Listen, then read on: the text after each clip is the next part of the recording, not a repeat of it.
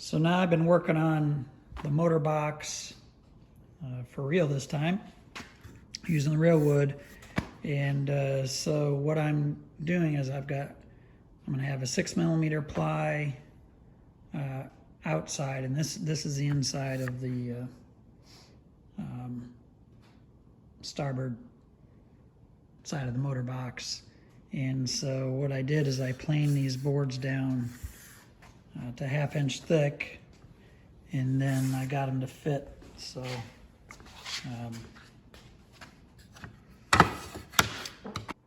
I used my dado set, which I've been using my table saw, and so I'm in the process of actually changing that, taking that out, because I need to cut a couple of these boards. So then I basically cut a notch with that, did one on both sides, so that way the motor box then that's flush or close to it.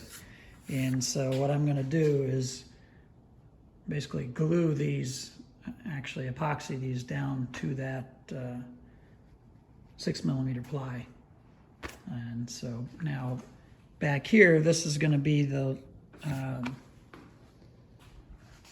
back side of the motor box. And from my earlier videos, you remember this is where there will be those cup holders and things. Now, but this one though, I'm gonna leave it thicker. I'm not planing that down because I don't really need that part to be thinner. This, I want it to be as thin as possible, if you remember, because I want it to be as narrow as possible around that motor. So that's what I'm working on so far. Making more progress on my motor box. And so now I've got both sides done. They're all epoxied up with my 6mm ply the outside. And it took me a while to get these so they were exactly the same, and square down there, that's a 90-degree angle there, and at the bottom here 90-degree, and then of course this is.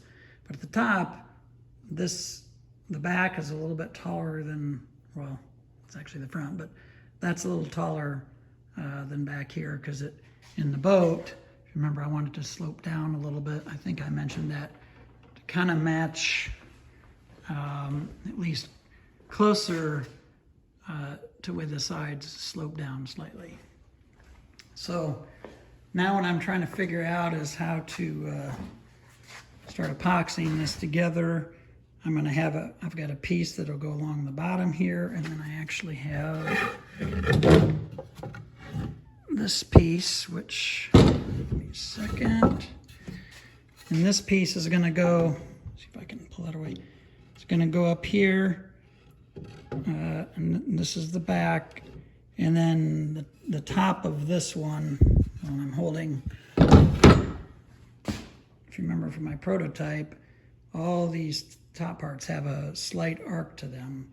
So that board, I will put an arc on it, and then there's a board that goes across here, and then one in the back like that, but these will all have a slight arc to them. So what I think I'm going to do, and my intent is this block here, I had this left over from before, but I'm going to epoxy this to the side and then epoxy it to these, so it gives a nice 90-degree, but it'll provide some strength keep it from being wobbly this way. Because remember, in the back, at the bottom, there's nothing on the bottom going across, because of course the motor will be there. It has to open up like that. There'll just be that piece at the top and other pieces at the top, but there'll be nothing to stabilize it down low. So I want it to be nice and secure. So I'm going to use this block like this, and then my intent is up here, there's a piece that go across here, and of course in the back, and I'm going to put in that corner, that 2.5 inches or so, I'm going to put a piece similar to this, only like 2.5 inches high, put that there and there in the back. I have room, I can do that with my engine. And the same with this piece that's going to go across right here, where this slopes down. There'll be a piece that goes across there. And I'm also going to put a block in there to help stabilize it that way. So it's going to take me a while to get this glued up. I'm going to do it part at a time. I think I'm going to start by epoxying this piece to each of these block members just separately, and then make sure they're all good and square. And then I will take that assembly and epoxy this to the side and that to the side. But the trick is going to be when I'm epoxying this, I need to try to hold everything square and true, and it's tricky because these sides have a slight bow to them. One maybe is a little bit worse than the other. I mean, you can't hardly see it, but there's a slight bow. But that kind of messes me up when I try to make sure this is at 90 degrees. And so I'll check it with my big square, but I may try to build some kind of a little fixture basically to hold it when I'm epoxying on this table. The table actually is flat from side to side, both front and back like that. So anyway, that's where I am. I'm going a little bit at a time.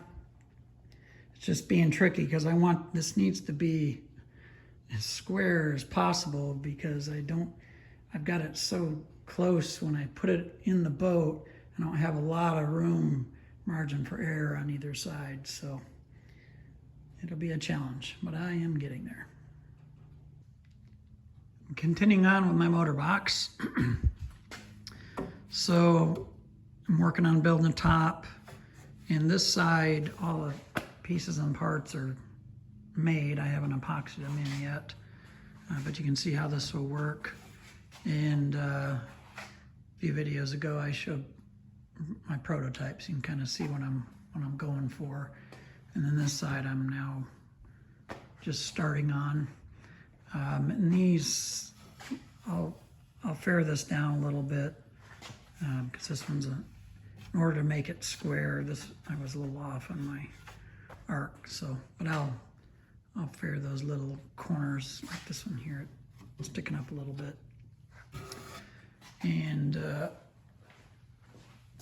here, I've got these two parts epoxied in now, and what I'm doing is, I think I might have mentioned this, I've got in these corners like here and here, you can see I've got those corner pieces just to provide stability, and I also did it in each of these corners here just to provide some stability, because back here, again, if you remember, there's really going to be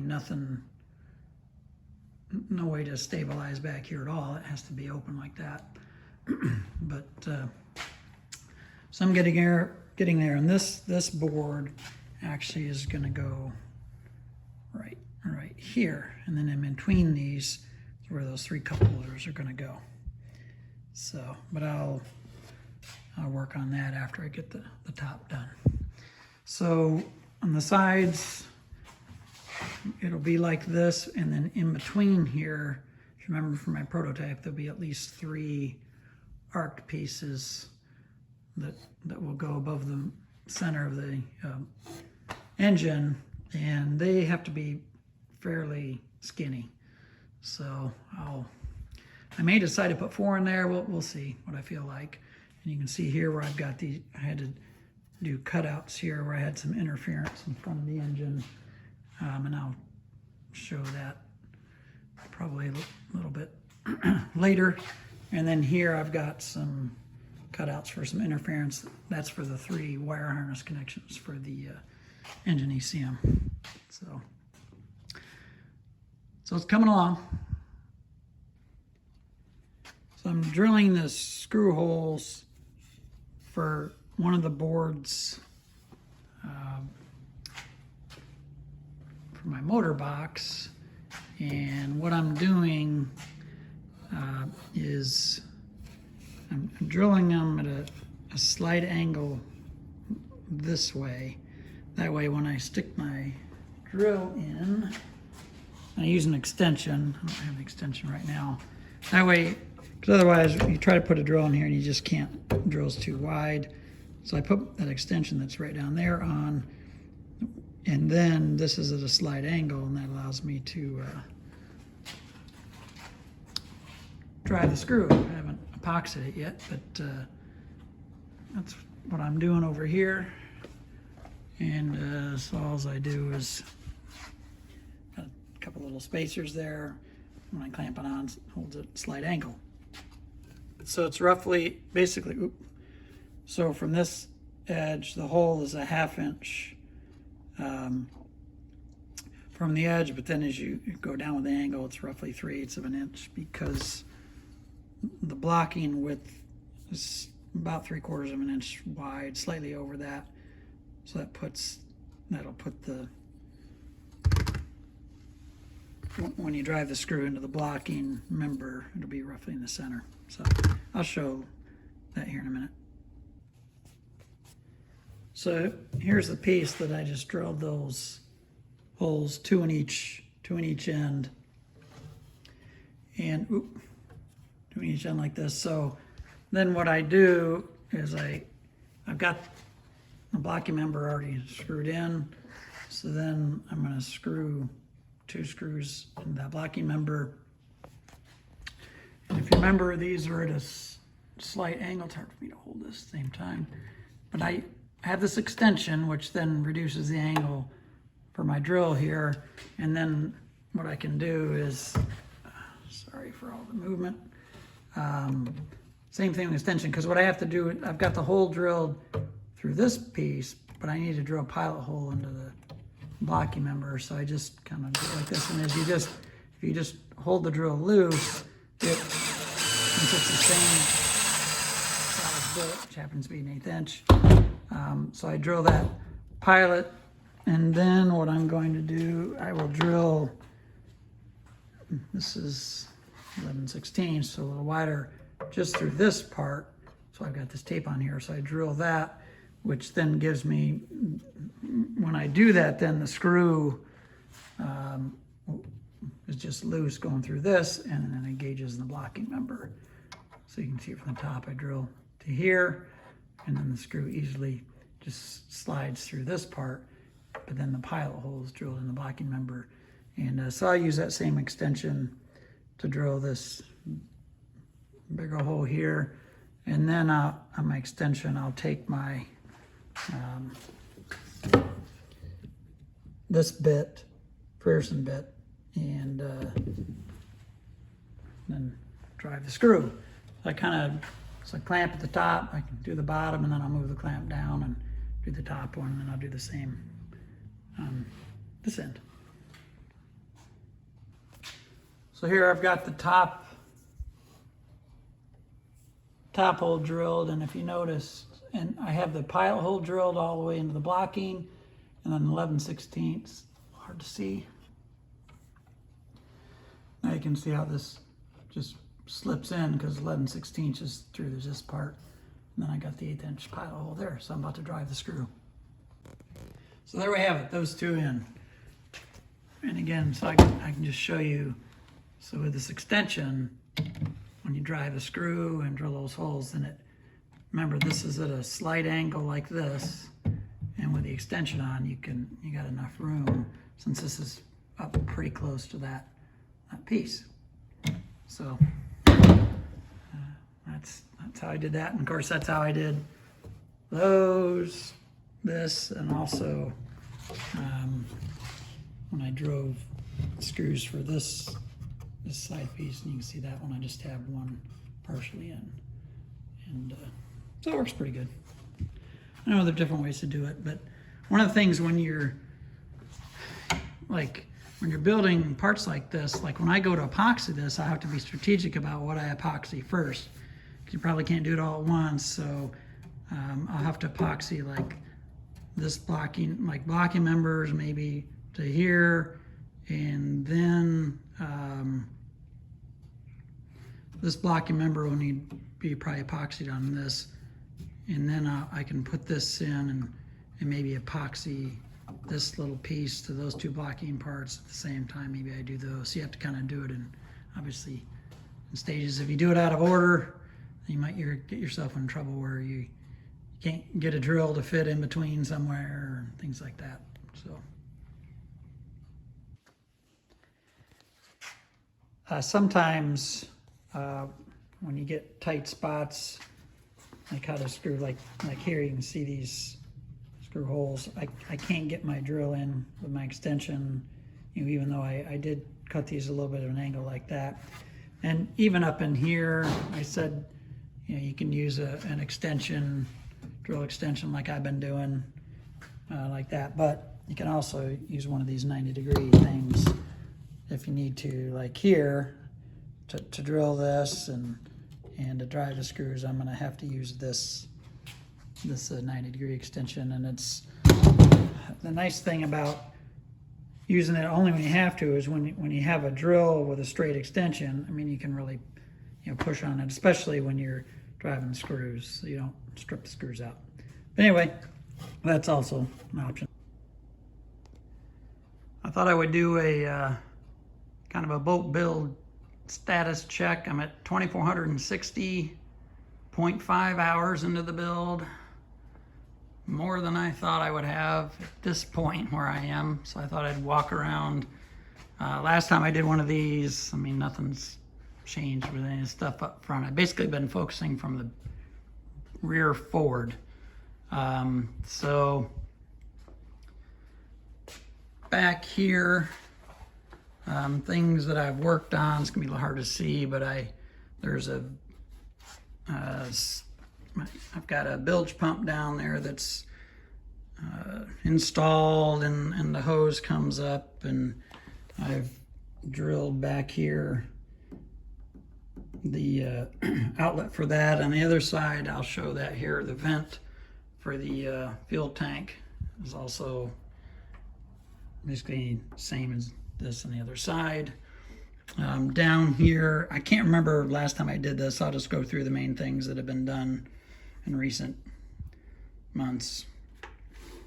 So I've got the bilge blower and engine compartment blower installed. This is the engine compartment one. So hose runs up, actually goes up in there. And then I also have a bilge blower, or a blower on that side that will vent out under the tank, fuel tank. And so I'll show that. I've got this installed. This is a grease fitting that will grease my rudder, which you can see barely right down there. There's a rudder, there's a Zerk fitting on that, and I've got an extension hose that comes up to here. Also, behind the rear seat, I've got this support. Basically provides support for this rear decking. The seating has been done for a long time. The main thing, the biggest milestone here recently, I've got the motor box, this part of the motor box done. I still have support pieces to put in here, which I will do soon.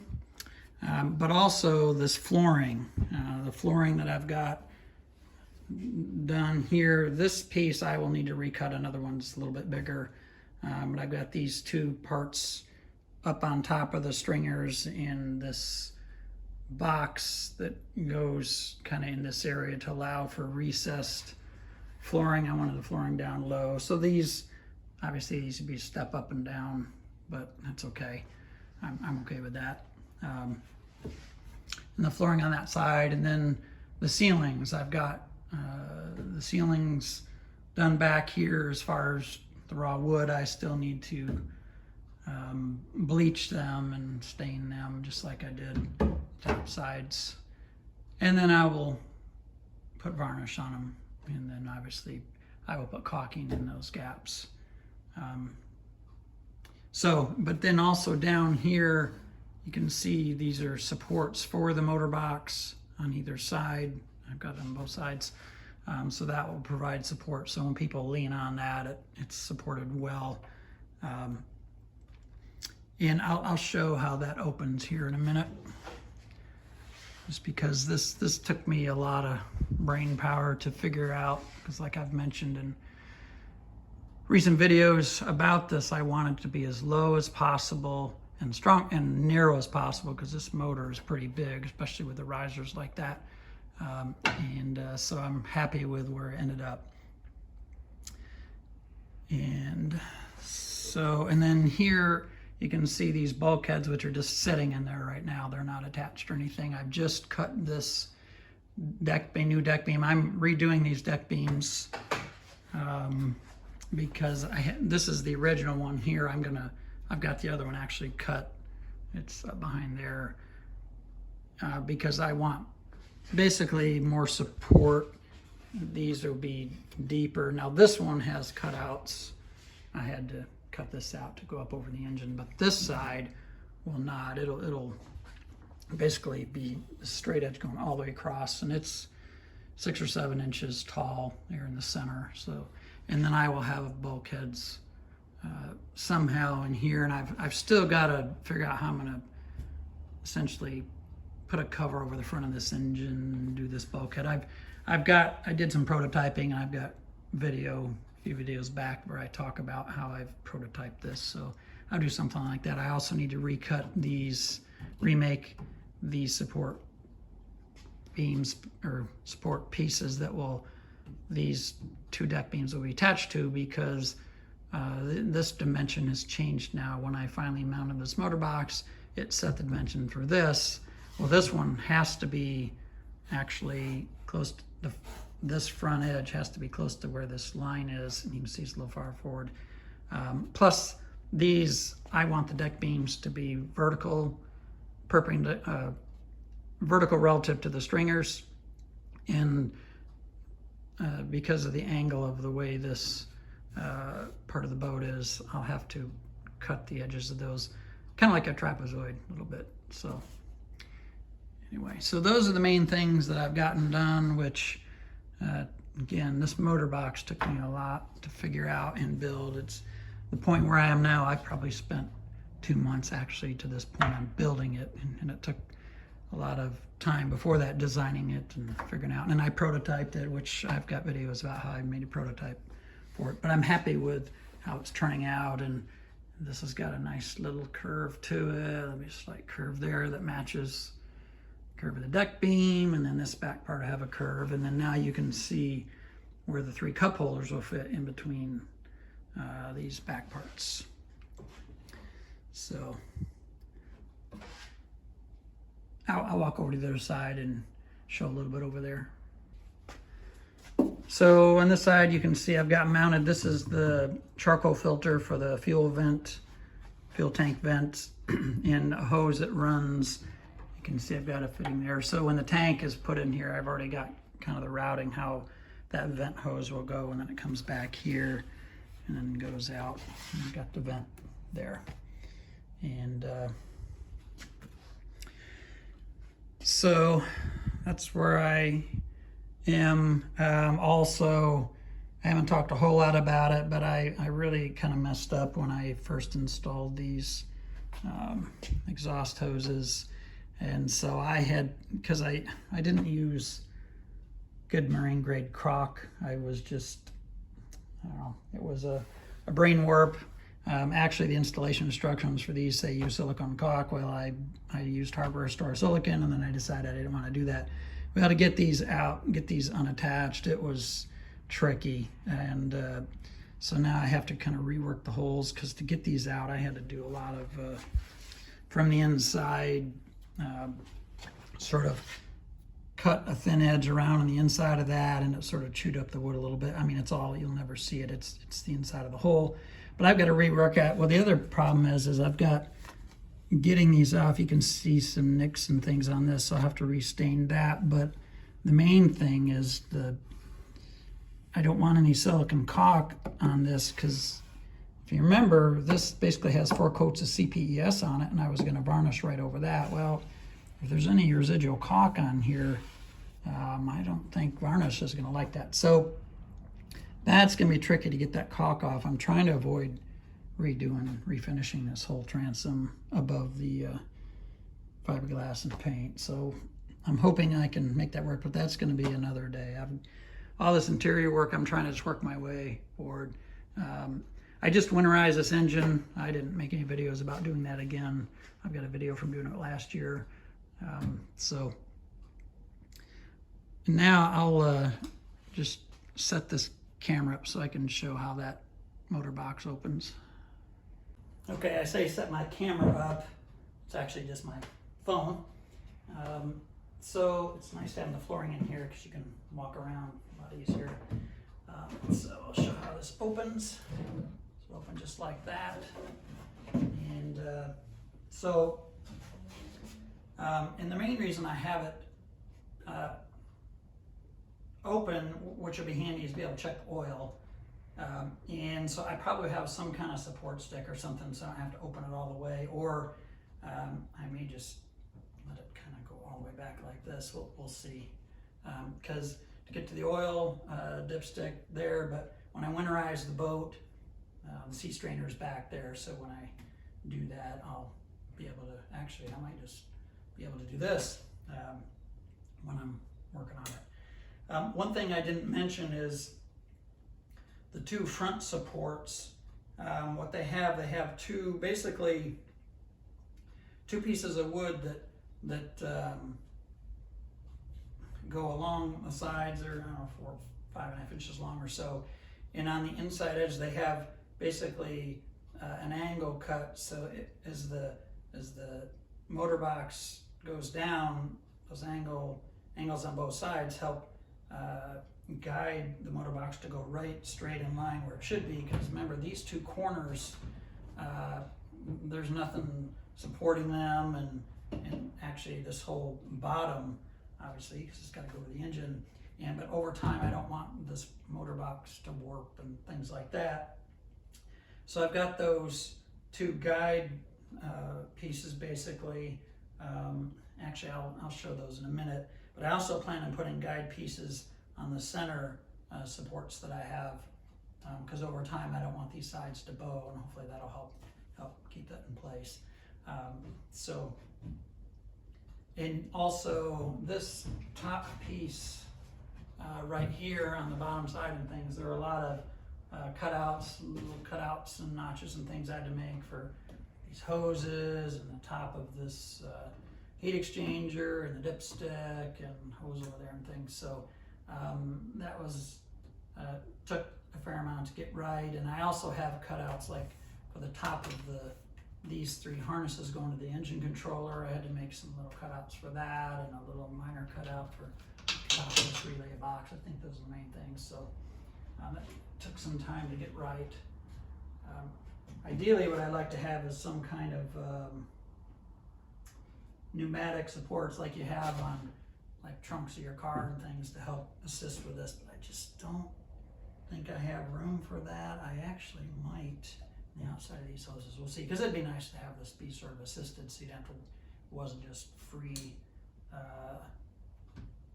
free moving in case it slips and I drop it and I don't want it to slam down.